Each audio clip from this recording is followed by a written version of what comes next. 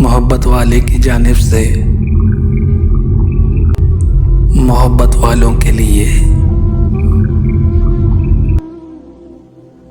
मुझे रोना नहीं, आवाज़ भी भारी नहीं करनी।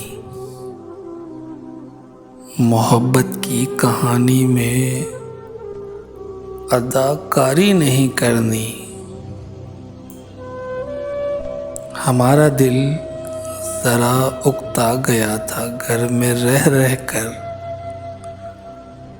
यूं ही बाजार आए हैं खरीदारी नहीं करनी। तहम्मुल ए मोहब्बत हिजर पत्थरीला इलाका है, तुझे इस रास्ते पर तेज रफ्तारी नहीं करनी।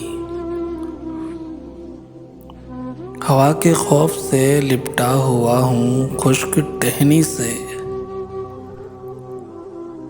कहीं जाना नहीं जाने की तैयारी नहीं करनी।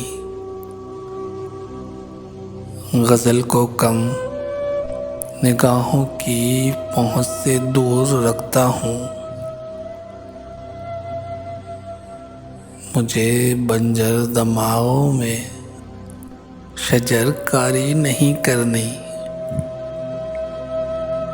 नसीहत की थी मुझको केस ने सैराग के बारे में,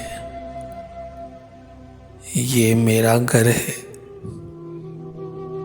इसकी चार दीवारी नहीं करनी।